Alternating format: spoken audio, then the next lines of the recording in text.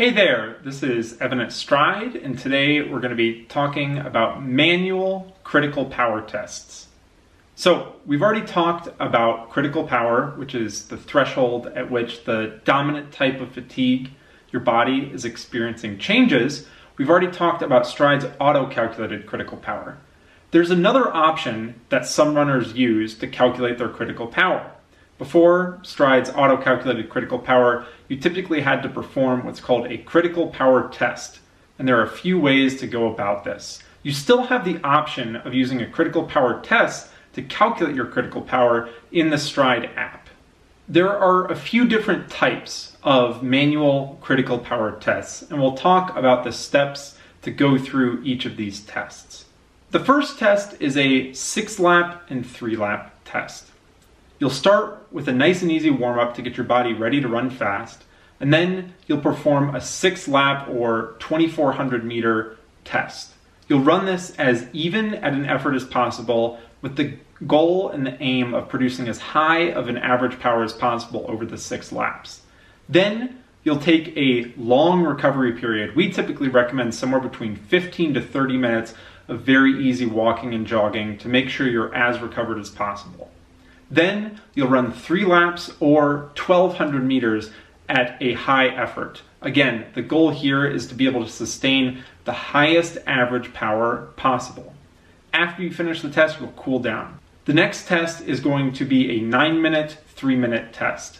This is very similar to the lap test, but if you don't have access to a track or a standard distance, running by time is a great substitute. The test procedure is very similar. You'll start with a warm-up, enough to get your body ready to perform well. Then you'll perform the 9-minute test. This 9-minute test has the same goal.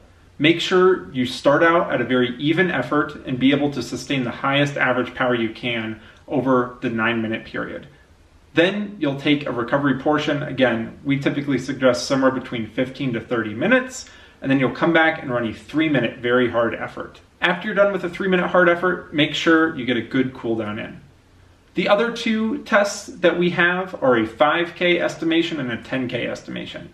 This is pretty simple and straightforward. You'll run a 5K at max effort or a 10K at max effort, and then use that time and power to input into our calculator. Now let's talk about entering the tests.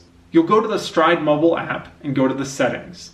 From there, you'll scroll down to critical power, and if you're currently using auto-calculated critical power, you'll turn that off.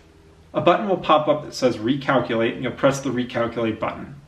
From there, you'll choose your test method. Again, we have the 6-lap, 3-lap, the 9-minute, 3-minute, or the 5 or 10K estimation. From there, you'll enter the info as prompted into the boxes, press calculate, and you'll have your manually calculated critical power. Manually calculated critical power is a great way to test your fitness on that current day. Like we mentioned, we do have Stryd's auto-calculated critical power, which analyzes your activities over the last 90 days, but manually calculated critical power tests are a great way to test your fitness and really focus on some hard, all-out efforts that can help supplement your power duration curve. We hope you enjoyed this information. We'll be back with another video shortly. Bye-bye.